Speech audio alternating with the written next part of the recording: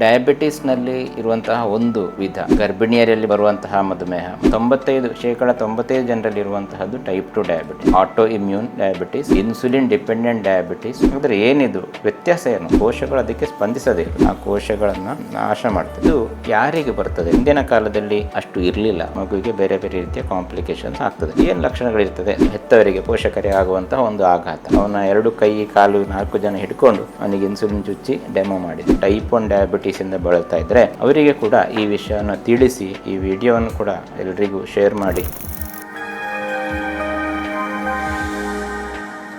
ನಮಸ್ತೆ, ನಾನು doctor Nazeer Ahmed, physician ಮತ್ತು ಮಧುಮೇಹ ತಜ್ಞ, ಡಾಕ್ಟರ್ ನಜೀರ್ಸ್ ಡಯಾಬಿಟಿಸ್ ಸೆಂಟರ್, ಪುತ್ತೂರು, ಇಲ್ಲಿ ಪ್ರಾಕ್ಟೀಸ್ ಮಾಡ್ತಾ ಇದ್ದೇನೆ. ಇವತ್ತು ಡಯಾಬಿಟಿಸ್ನಲ್ಲಿ ಇರುವಂತಹ ಒಂದು ವಿಧ ಟೈಪ್ 1 ಡಯಾಬಿಟಿಸ್ ಬಗ್ಗೆ ಕೆಲವು ವಿಚಾರಗಳನ್ನು ನಿಮ್ಮೊಂದಿಗೆ ಹಂಚಿಕೊಳ್ಬೇಕು ಅಂತ ಇಷ್ಟಪಡ್ತೇನೆ. ಎಲ್ರಿಗೂ ಗೊತ್ತು, ಮಧುಮೇಹ ಅಥವಾ ಡಯಾಬಿಟಿಸ್ ಎಲ್ಲರ ಮನೆಯಲ್ಲಿ ಒಬ್ಬರು ಇಬ್ಬರು ರೋಗಿಗಳಿರುವಂತಹ ಒಂದು ಸನ್ನಿವೇಶ ಈಗ ಇದೆ. ಆದರೆ ಇದರಲ್ಲಿ ಹಲವಾರು ಟೈಪ್ ಇದೆ. ಸಾಧಾರಣವಾಗಿ ಟೈಪ್ 1 ಡಯಾಬಿಟಿಸ್, ಟೈಪ್ 2 ಡಯಾಬಿಟಿಸ್, ಗರ್ಭಿಣಿಯರಲ್ಲಿ ಬರುವಂತಹ ಮಧುಮೇಹ, ಮತ್ತು ಟೈಪ್ 3C ಡಯಾಬಿಟಿಸ್ ಅಥವಾ ಪ್ಯಾಂಕ್ರಿಯಾಟಿಕ್ ಡಯಾಬಿಟಿಸ್, ಈ ಥರ ಹಲವಾರು ವಿಧಗಳಾಗಿ ನಾವು ಇದನ್ನು ವಿಂಗಡಿಸ್ತೇವೆ. ಪ್ರತಿಯೊಬ್ಬರಿಗೂ ಅವರಿಗಿರುವಂತಹ ಡಯಾಬಿಟಿಸ್ ಯಾವ ಟೈಪ್ ಅಂತ ಖಂಡಿತವಾಗಿ ತಿಳ್ಕೊಳ್ಬೇಕಾದ ಅವಶ್ಯಕತೆ ಇದೆ, ಮತ್ತು ಟ್ರೀಟ್ಮೆಂಟ್ ಕೂಡ ವ್ಯತ್ಯಾಸ ಆಗ್ತದೆ. ಈಗ ಟೈಪ್ 1 ಡಯಾಬಿಟಿಸ್, ಟೈಪ್ 2 ಡಯಾಬಿಟಿಸ್ ಹೆಚ್ಚಿನವರಿಗೆ 95% ಜನರಲ್ಲಿರುವಂತಹದ್ದು ಟೈಪ್ 2 ಡಯಾಬಿಟಿಸ್. ಒಂದು 5% ಜನರಲ್ಲಿ ಇರುವಂತಹದ್ದು ಟೈಪ್ 1 ಡಯಾಬಿಟಿಸ್ ಕೂಡ ಇರ್ತದೆ, ಅಥವಾ auto immune diabetes, insulin dependent diabetes, ಈ ಥರ ಹಲವಾರು ಹೆಸರುಗಳಲ್ಲಿ ಇದನ್ನು ಕರೀತಾರೆ. ಹಾಗಾದರೆ ಏನಿದು ವ್ಯತ್ಯಾಸ ಏನು? ಟೈಪ್ 2 ಡಯಾಬಿಟಿಸ್ನಲ್ಲಿ ಸಾಧಾರಣವಾಗಿ ವಯಸ್ಕರಲ್ಲಿ ಕಾಣಿಸಿಕೊಳ್ಳುವಂತಹದ್ದು. ಇದರಲ್ಲಿ ಇನ್ಸುಲಿನ್ ಉತ್ಪತ್ತಿ ಒಂದು ಮಟ್ಟಿಗೆ ಕಡಿಮೆ ಆಗಿರ್ತದೆ. ಮಾತ್ರ ಅಲ್ಲ, ಇನ್ಸುಲಿನ್ ರೆಸಿಸ್ಟೆನ್ಸ್ ಅಂತ ಒಂದು ಕಾಂಪೊನೆಂಟ್ ಕೂಡ ಇರ್ತದೆ. ಹಾಗಾದರೆ ಇನ್ಸುಲಿನ್ ರೆಸಿಸ್ಟೆನ್ಸ್ ಅಂದರೆ ನಮ್ಮ ದೇಹದಲ್ಲಿ ಪ್ಯಾಂಕ್ರಿಯಾಸ್ ಸೆಕ್ರೇಟ್ ಮಾಡಿದಂತಹ ಇನ್ಸುಲಿನ್ ಸರಿಯಾಗಿ ಕೆಲಸ ಮಾಡೋದಿಲ್ಲ, ಅದು ಕೋಶಗಳು ಅದಕ್ಕೆ ಸ್ಪಂದಿಸದೇ ಇರೋದು. ಈ ಒಂದು ಸಂದರ್ಭದಲ್ಲಿ ಟೈಪ್ 2 ಡಯಾಬಿಟಿಸ್ ಬರ್ತದೆ. ಅದಕ್ಕೆ ಬೇರೆ ಬೇರೆ ರಿಸ್ಕ್ ಫ್ಯಾಕ್ಟರ್ಸ್ ಎಲ್ಲ ಇರ್ತದೆ. ಒಂದು ಅನುವಂಶಿಕತೆ, ತಂದೆ ತಾಯಿ ಅಣ್ಣ ತಮ್ಮಂದಿರಿಗಿದ್ದರೆ ಬರುವ ಸಾಧ್ಯತೆ ಜಾಸ್ತಿ. ಅತಿಯಾದ ಬೊಜ್ಜು, ಒಬೆಸಿಟಿ, ಅಥವಾ ಲ್ಯಾಕ್ ಆಫ್ ಎಕ್ಸಸೈಸ್, ವ್ಯಾಯಾಮದ ಕೊರತೆ, ಸ್ಟ್ರೆಸ್, ಈ ಥರ, ಮತ್ತು ಈಗಿನ ಆಹಾರ ಪದ್ಧತಿ ಎಲ್ಲವೂ ಸೇರಿ ಈ ಟೈಪ್ 2 ಡಯಾಬಿಟಿಸ್ ಬರುವಂಥ ಸಾಧ್ಯತೆ ಜಾಸ್ತಿ ಆಗ್ತದೆ. ಆದರೆ ಈ ಟೈಪ್ 1 ಡಯಾಬಿಟಿಸಲ್ಲಿ ಇದಲ್ಲ ವಿಷಯ. ಇಲ್ಲಿ ಆಟೋ ಇಮ್ಯೂನ್ ಅಥವಾ ನಮ್ಮ ಶರೀರದ ಒಂದು ಪ್ರತಿರೋಧಕ ಶಕ್ತಿ ಪ್ಯಾಂಕ್ರಿಯಾಸ್ನಲ್ಲಿ ಇನ್ಸುಲಿನ್ ಉತ್ಪತ್ತಿ ಮಾಡುವಂತಹ ಬೀಟಾ ಕೋಶಗಳ ಮೇಲೆ ದಾಳಿ ಮಾಡಿ ಆ ಕೋಶಗಳನ್ನು ನಾಶ ಮಾಡ್ತದೆ. ಆಗ ಇನ್ಸುಲಿನ್ ಉತ್ಪತ್ತಿ ಆಗೋದಿಲ್ಲ. ಪ್ಯಾಂಕ್ರಿಯಾಸಲ್ಲಿ ಇನ್ಸುಲಿನ್ ಉತ್ಪತ್ತಿ ಆಗ್ತಾ ಇಲ್ಲ ಅಂತ ಹೇಳಿದಾಗ ನಮ್ಮ ಆಹಾರ ನಾವೇನು ತಗೊಳ್ತೇವೋ ಅದರಲ್ಲಿ ಇರುವಂತಹ ಗ್ಲೂಕೋಸ್ ಅಥವಾ ಸಕ್ಕರೆ ಅಂಶ ಬೇಕಾದ ರೀತಿಯಲ್ಲಿ ಉಪಯೋಗ ಆಗುವುದಿಲ್ಲ. ಆಗ ಅದು ರಕ್ತದಲ್ಲಿ ಬಿಲ್ಡಪ್ ಆಗ್ತಾ ಹೋಗ್ತದೆ. ಇದು ಯಾರಿಗೆ ಬರ್ತದೆ? ತಂದೆ ತಾಯಿಗೆ ಟೈಪ್ 1 ಡಯಾಬಿಟಿಸ್ ಇದ್ದರೆ ಅಥವಾ ಹಾಗೆ ಬರುವುದಾ, ಅಥವಾ ಒಂದು ಮಗು ತುಂಬ ಸಕ್ಕರೆ ತಿಂತಾ ಇರುವುದರಿಂದ ಬರುವಂತಹದ್ದ? ಅಲ್ಲ, ಇದು ಯಾವುದೋ ಒಂದು ಮಗುವಿಗೆ ರ್ಯಾಂಡಮ್ ಆಗಿ ಬರ್ಬೋದು. ಇದು ಬೇರೆ ಬೇರೆ ಥಿಯರಿಗಳಿದೆ ಯಾಕೆ ಬರ್ತದೆ ಅಂಥೇಳಿ, ಅದರ ಡೀಟೇಲ್ಸಿಗೆ ನಾನು ಹೋಗೋದಿಲ್ಲ. ಬಟ್ ಒಂದು ಮಗುವಿಗೆ ಈ ಟೈಪ್ 1 ಡಯಾಬಿಟಿಸ್ ಬಂದರೆ ಇದರ ಇನ್ಸಿಡೆನ್ಸ್ ಹೇಗಿದೆ? ಈಗ ಹಿಂದಿನ ಕಾಲದಲ್ಲಿ ಅಷ್ಟು ಇರಲಿಲ್ಲ. ಈಗ ಪ್ರಪಂಚದಾದ್ಯಂತ ಮತ್ತು ಭಾರತದಲ್ಲಿ ಕೂಡ ಇದರ ಇನ್ಸಿಡೆನ್ಸ್ ಜಾಸ್ತಿ ಆಗ್ತಾ ಇದೆ. ಆದರೆ ಇಲ್ಲಿ ಸಮಸ್ಯೆ ಏನಂದರೆ ಇದನ್ನು ಕಂಡುಹಿಡಿಯೋದು, ಇದು ತಿಳಿಯೋದು. ಅದು ಫಸ್ಟಿಗೆ ಬಂದಾಗ ಒಂದು ಮಗುವಿಗೆ ಶುಗರ್ ಬರ್ಬೋದು ಅಂತ ಹೇಳುವಂತಹ ಒಂದು ಪರಿಕಲ್ಪನೆ ಯಾರಿಗೂ ಇರುವುದಿಲ್ಲ. ಅಂಥ ಸಂದರ್ಭದಲ್ಲಿ ಅದರ ಲಕ್ಷಣಗಳನ್ನು ಗುರುತಿಸುವುದು ತುಂಬ ಮುಖ್ಯ. ಇಲ್ಲ ತುಂಬ ಲೇಟ್ ಆದರೆ ಮಗುವಿಗೆ ಬೇರೆ ಬೇರೆ ರೀತಿಯ ಕಾಂಪ್ಲಿಕೇಶನ್ಸ್ ಆಗ್ತದೆ. ಸೊ ಏನು ಲಕ್ಷಣಗಳಿರ್ತದೆ? ಸಾಧಾರಣವಾಗಿ ಮಧುಮೇಹ ಅಥವಾ ಡಯಾಬಿಟಿಸ್ ಬಂದಾಗಿರುವ ಹಾಗೆ ಮಗು ತುಂಬ ಬಾಯಾರಿಕೆ ಆಗಿ, ಸಣ್ಣ ಮಕ್ಕಳಿಗೆ ಕೂಡ ಬರ್ಬೋದು. ಇದು ಇಷ್ಟು ಪ್ರಾಯ ಅಂತ ಹೇಳಿಲ್ಲ. ಸಣ್ಣ ಮಗು, ಹುಟ್ಟಿದ ಮಗುವಿಂದ ಹಿಡಿದು ದೊಡ್ಡವರಲ್ಲೂ ಇದು ಕಾಣಿಸಿಕೊಳ್ಳುವ ಸಾಧ್ಯತೆ ಇದೆ. ಎಲ್ಲ ಡಯಾಬಿಟಿಸ್ ಟೈಪ್ 2 ಅಲ್ಲ, ದೊಡ್ಡವರಲ್ಲಿ ಬರೋದು. ಸೊ ಬಂದಾಗ ಅವರಿಗೆ ಒಂದು ಸಣ್ಣ ಮಗು ಆದರೆ ನೀರು ಕುಡಿಲಿಕ್ಕೆ ಅದು ಹಾತೊರಿತಾ ಇರ್ತದೆ, ಅಥವಾ ದೊಡ್ಡ ಮಕ್ಕಳು ನೀರು ಕುಡಿತಾ ಇರ್ತಾರೆ, ಮೂತ್ರ ಮಾಡ್ತಾ ಇರ್ತಾರೆ ಆಗಾಗ.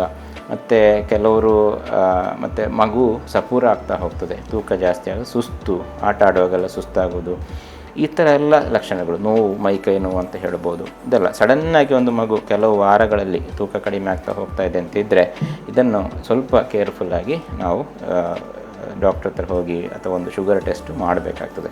ಇನ್ನು ಕೆಲವರಿಗೆ ಬೇರೆ ಯಾವುದೋ ಒಂದು ರೋಗ, ಸಾಧಾರಣ ಜ್ವರ ಬಂದಾಗ ಟೆಸ್ಟ್ ಮಾಡುವಾಗ ಅಲ್ಲಿ ಶುಗರು ಕಾಣ್ತದೆ.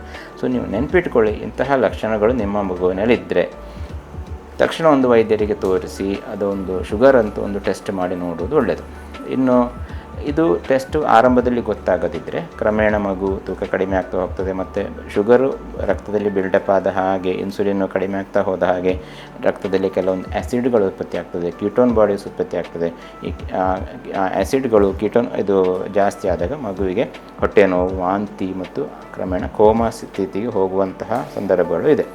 ಆದ ಕಾರಣ ಇದನ್ನು ಕಂಡುಹಿಡಿಯುವುದು ತುಂಬ ಉತ್ತಮ, ಒಂದು ಇಂಪಾರ್ಟೆಂಟು. ಕಂಡುಹಿಡಿದ ಮೇಲೆ ಏನು ಮಾಡಬೇಕು, ಟ್ರೀಟ್ಮೆಂಟ್ ಹೇಗೆ, ಇದರ ಒಂದು ಸಿಚುವೇಶನ್ ನೀವು ತಿಳ್ಕೊಳ್ಳಿ. ನಮ್ಮ 1-2 ವರ್ಷ, 3 ವರ್ಷ, 4 ವರ್ಷದ ಮಗುವಿಗೆ ತಕ್ಷಣ ಶುಗರ್ ಉಂಟು ಅಂತ ಹೇಳುವಾಗ ಹೆತ್ತವರಿಗೆ, ಪೋಷಕರಿಗೆ ಆಗುವಂತಹ ಒಂದು ಆಘಾತ, ಅಲ್ಲಿ ಒಂದು ಬೇರೆ ಸಿಚುವೇಶನ್. ನಾನು ತುಂಬ ಇಂತಹ ಸನ್ನಿವೇಶವನ್ನು ಎದುರಿಸಿದ್ದೇನೆ. ಅವರಿಗೆ ಹೇಗೆ ಇದನ್ನು ಹೇಳೋದು, ಅವರ ಒಂದು ರಿಯಾಕ್ಷನ್ನು ನಂಬಲಿಕ್ಕೆ ಆಗೋದಿಲ್ಲ ಫಸ್ಟಿಗೆ. ಯಾಕೆ ನಮಗೆ ಬಂತು, ದೇವರು ಯಾಕೆ ಇಂತಹ ಒಂದು ಶಿಕ್ಷೆ ಕೊಟ್ಟರು, ಈ ಮಗು ಇನ್ನು ಮುಂದಕ್ಕೆ ಈ ಮಗುವಿನ ಫ್ಯೂಚರ್ ಹೇಗೆ, ಇಂತಹ ಹಲವಾರು ಒಂದು ಯೋಚನೆಗಳು, ಆ ಒಂದು ಆಘಾತ, ಅದೆಲ್ಲ ಸರಿ, ಎಲ್ಲರಿಗೂ ಹಾಗೆ ಆಗ್ತದೆ. ಆದರೆ ಅದನ್ನು ಹೇಗೆ ನಾವು ನಿಭಾಯಿಸೋದು, ಅದನ್ನು ಮುಂದಕ್ಕೆ ಈಗ ಬಂದಿದೆ, ಯಾಕೆ ಬಂತು, ಅದೆಲ್ಲ ಬೇರೆ ವಿಷಯ. ಬಂದ ತಕ್ಷಣ ಅದನ್ನು ಯಾವ ರೀತಿ ನಾವು ಮುಂದಕ್ಕೆ ನಿಭಾಯಿಸೋದು, ಇದು ಇಂಪಾರ್ಟೆಂಟು. ಸ್ವಲ್ಪ ಟೈಪ್ 2 ಡಯಾಬಿಟಿಸಿಗಿಂತ ಏನಾಗ್ತದೆ, ಸ್ವಲ್ಪ ವ್ಯತ್ಯಸ್ತವಾಗಿದೆ ಇದರ ಮ್ಯಾನೇಜ್ಮೆಂಟು. ಯಾಕೆಂದರೆ ದೇಹದಲ್ಲಿ ಇನ್ಸುಲಿನ್ ಉತ್ಪತ್ತಿ ಇಲ್ಲ, ನಾವು ಹೊರಗಡೆಯಿಂದ ಇನ್ಸುಲಿನ್ನು ಕೊಡಬೇಕಾಗ್ತದೆ. ಅದನ್ನು ಹೇಳುವಾಗ ಎಷ್ಟು ಸಣ್ಣ ಮಗುವಿಗೆ ಇನ್ಸುಲಿನ್ ಹೇಗೆ ಕೊಡೋದು, ಅವನು ಬಿಡ್ತಾನ ಅಂತರ ಒಂದು ಇನ್ಸಿಡೆನ್ಸ್ ನನಗೆ ನೆನಪಿದೆ. 2.5 ವರ್ಷದ ಮಗುವನ್ನು ಶುಗರ್ ಉಂಟು ಅಂತ ಆಯಿತು. ಆ ಮಗುವಿಗೆ ಇಂಟ್ರೆಸ್ಟಿಂಗ್ ವಿಷಯ ಏನಂತ ಹೇಳಿದರೆ, ಅದರ ಅಜ್ಜಿ ನೋಟಿಸ್ ಮಾಡಿದೆ. ಹಿಂದಿನ ಕಾಲದವರ ಒಂದು ಬುದ್ಧಿಶಕ್ತಿ, ಅಜ್ಜಿ ನೋಡಿ ಹೇಳಿತಂತೆ, ಈ ಮಗು ತುಂಬ ನೀರು ಕುಡಿತಾ ಉಂಟು, ಒಮ್ಮೆ ಶುಗರ್ ಟೆಸ್ಟ್ ಮಾಡಿಸಿ ಅಂತ. ಅದು ಇನ್ನೂ ಅವರು ಹೇಳಿದರು, ಮಗುವಿನ ಮೂತ್ರ ಮಾಡಿದಲ್ಲೆಲ್ಲ ಇರುವೆ ಬರ್ತಾ ಉಂಟು. ಇದನ್ನು ಅವರು ಅಬ್ಸರ್ವ್ ಮಾಡಿ ಶುಗರ್ ಟೆಸ್ಟ್ ಮಾಡುವಾಗ ಒಂದು 300-350 ಶುಗರ್ ಇತ್ತು. ಒಂದು 2.5-3 ವರ್ಷದ ಮಗು. ಅವನಿಗೆ ಇನ್ಸುಲಿನ್ನು ಶುರು ಮಾಡಿದ್ದು ಇನ್ನೂ ನನಗೆ ನೆನಪಿದೆ. ಅವನನ್ನು ಅಂದರೆ ತೋರಿಸಿಕೊಡ್ಬೇಕಲ್ಲ ಇನ್ಸುಲಿನ್ ಹೇಗೆ ಕೊಡೋದು ಅಂತ. ಅವನ 2 ಕೈ ಕಾಲು 4 ಜನ ಹಿಡ್ಕೊಂಡು ಅವನಿಗೆ ಇನ್ಸುಲಿನ್ ಚುಚ್ಚಿ ಡೆಮೋ ಮಾಡಿದ್ದು. ಬಟ್ ಅವರಿಗೆ ಯಾವುದೋ ಒಂದು ರೀತಿಯ ದೇವರು ಶಕ್ತಿ ಕೊಡ್ತಾನೆ, ಕ್ರಮೇಣ ಅವರು ಅಡ್ಜಸ್ಟ್ ಆಗ್ತಾರೆ ಅದಕ್ಕೆ. ಇನ್ಸುಲಿನ್ ಯಾಕಂದರೆ ಇವರಿಗೆ 4 ಸಲ ಇನ್ಸುಲಿನ್ ಕೊಡಬೇಕಾಗ್ತದೆ, ಅದೇ ರೀತಿ 3-4 ಸಲ ಶುಗರ್ ಟೆಸ್ಟ್ ಮಾಡಬೇಕಾಗ್ತದೆ. ಇವರ ಟ್ರೀಟ್ಮೆಂಟ್ ಹೀಗೆ ಹೋಗಬೇಕು, ಇದರ ಟ್ರೀಟ್ಮೆಂಟೇ ಹೀಗೆ. ಇದನ್ನು ಪ್ರತಿಯೊಬ್ಬರೂ ತಿಳ್ಕೊಂಡು ಆ ರೀತಿ ಮಾಡಲೇಬೇಕಾಗ್ತದೆ. ಅದು ಮಾಡದಿದ್ದರೆ ಅದಕ್ಕೆ ಅದರ ಶುಗರ್ ಅಷ್ಟು ಕಂಟ್ರೋಲ್ ಆಗೋದಿಲ್ಲ. ಬಟ್ ಅದು ಮಾಡಲಿಕ್ಕೆ ಆಗ್ತದೆ. ಅದಕ್ಕೆ ಬೇಕಾದ್ದು ಒಂದನೇದಾಗಿ ಅವರಿಗೆ ಇದರ ಬಗ್ಗೆ ತಿಳುವಳಿಕೆ ಬೇಕು, ಮತ್ತು ಅವರು ಮಾಡಲಿಕ್ಕೆ ಮನಸ್ಸಿರಬೇಕು, ಮತ್ತು ಬಹಳ ಪ್ರಾಮುಖ್ಯವಾಗಿ ಇದಕ್ಕೆಲ್ಲ ಖರ್ಚಾಗ್ತದೆ. ಈಗ ಯಾರಾದರೂ ಈಗ ದುಡ್ಡಿರುವವರಿಗೆ ಒಂದು ವಿಷಯ ಬೇರೆ, ಅಥವಾ ಇದನ್ನೆಲ್ಲ ನಿಭಾಯಿಸಲಿಕ್ಕೆ ಸಾಧ್ಯ ಇಲ್ಲದವರ ಕಥೆ ಏನು. ಹಾಗಾದರೆ ನಮ್ಮಲ್ಲಿ ಇಂತಹ ಮಕ್ಕಳು ಅಥವಾ ಯಾರಾದರೂ ಆರ್ಥಿಕವಾಗಿ ಇದರ ಸಂಕಷ್ಟದಲ್ಲಿರುವವರಿಗೆ ನಾವೊಂದು ಪ್ರಾಜೆಕ್ಟ್ ಕೂಡ ಶುರು ಮಾಡಿದೆವು. ತುಂಬ ಮಕ್ಕಳನ್ನು ಈ ಥರ ನೋಡಿ ಅವರಿಗೆ ನಾವು ಎಷ್ಟು ಅಂತ ಸ್ಯಾಂಪಲ್ ಅದೆಲ್ಲ ಕೊಡಲಿಕ್ಕಾಗೋದಿಲ್ಲ. ಆಗ ಈ ಥರ ಒಂದು ಪ್ರಾಜೆಕ್ಟ್ ಸ್ವೀಟ್ ಚೈಲ್ಡ್ ಅಂತ 2020ರಲ್ಲಿ ನಾವು ಶುರು ಕೂಡ ಮಾಡಿದೆವು. ಅದರಲ್ಲಿ ಏನು ಮಾಡ್ತೇವೆ, ಇಂತಹ ಆರ್ಥಿಕವಾಗಿ ಹಿಂದುಳಿದ ಮಕ್ಕಳಿಗೆ ಬ್ಯಾಂಗ್ಳೂರಿನ ಒಂದು EDRT ಟ್ರಸ್ಟ್ ಅಂತ ನಮ್ಮ ಪ್ರೊಫೆಸರ್ ಪ್ರಸನ್ನ ಕುಮಾರ್ ಅಂತಿದ್ದಾರೆ, ನನ್ನ ಗುರುಗಳು, ಅವರ ಅಂಡರಲ್ಲಿ ನಡೆಯುವಂತಹ ಒಂದು ಪ್ರಾಜೆಕ್ಟ್. ಅದು ಸುಮಾರು 1985ರಿಂದ ಅವರು ಶುರು ಮಾಡಿದ್ದಾರೆ. 1995ರಿಂದ ಸುಮಾರು 6,000 ಮಕ್ಕಳಿಗೆ ಅವರು ಉಚಿತವಾಗಿ ಇನ್ಸುಲಿನ್ನು, ಗ್ಲುಕೋಮೀಟರು, ಅದರ 25 ಸ್ಟ್ರಿಪ್ಸು ತಿಂಗಳಿಗೆ ಎಲ್ಲ ಕೊಡ್ತಾಯಿದ್ದಾರೆ. ಸೊ ಆ ಪ್ರಾಜೆಕ್ಟನ್ನು ಇಲ್ಲಿ ನಾವು ಆರಂಭಿಸಿದ್ದೆವು, ರೋಟ್ರಿ ಕ್ಲಬ್ ಪುತ್ತೂರು ಮತ್ತು ನನ್ನ ಕ್ಲಿನಿಕ್ ಸಹಯೋಗದೊಂದಿಗೆ. ಅದಕ್ಕೆ ಅಲ್ಲಿಂದ ನಂತರ 5 ಮಕ್ಕಳ ಜೊತೆಯಿಂದ ಶುರುವಾದ ಈಗ ಒಂದು 15 ಮಕ್ಕಳಿಗೆ ಪ್ರತಿ ತಿಂಗಳು ಈ ಥರ ಇನ್ಸುಲಿನು ಮತ್ತು ಗ್ಲುಕೋಮೀಟರ್ ಸ್ಟ್ರಿಪ್ಸು ಅದು ಎಲ್ಲ ಕೊಡೋದು ಮಾತ್ರ ಅಲ್ಲ, ಇದನ್ನು ಅವರಿಗೆ ಉಪಯೋಗಿಸಲಿಕ್ಕೆ, ಅದನ್ನು ಅವರಿಗೆ ಬೇಕಾದಂಥ ಒಂದು ಆತ್ಮಸ್ಥೈರ್ಯ, ಸಪೋರ್ಟು ಎಲ್ಲ ಕೊಡ್ತಾ ಇದ್ದೇವೆ. ಕಾಲಕ್ಕೆ ಅವರನ್ನು ತಪಾಸಣೆ ಮಾಡೋದು ಇದನ್ನೆಲ್ಲ ಮಾಡ್ತಾ ಇದ್ದೇವೆ.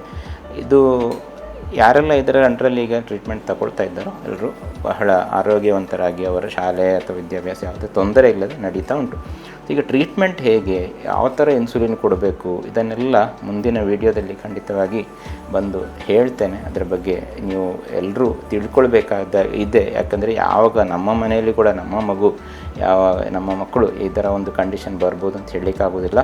ಅಥವಾ ನಿಮಗೆ ಗೊತ್ತಿರುವಂತಹ ಯಾರಾದರೂ ಮಕ್ಕಳು ಇಂತಹ ಒಂದು ಸಮಸ್ಯೆಯಿಂದ ಬಳಲ್ತಾ ಇದ್ದರೆ, ಟೈಪ್ 1 ಡಯಾಬಿಟೀಸಿಂದ ಬಳಲ್ತಾ ಇದ್ದರೆ ಅವರಿಗೆ ಕೂಡ ಈ ವಿಷಯವನ್ನು ತಿಳಿಸಿ ಈ ವಿಡಿಯೋವನ್ನು ಕೂಡ ಎಲ್ರಿಗೂ ಶೇರ್ ಮಾಡಿ ಮತ್ತು ಇದರ ಬಗ್ಗೆ ಒಂದು ಹೆಚ್ಚಿನ ಅವೇರ್ನೆಸ್ಸನ್ನು ಕ್ರಿಯೇಟ್ ಮಾಡೋಣ ಅಂತ ಹೇಳ್ತಾ ಎಲ್ರಿಗೂ ಧನ್ಯವಾದಗಳು. ನಮಸ್ತೆ.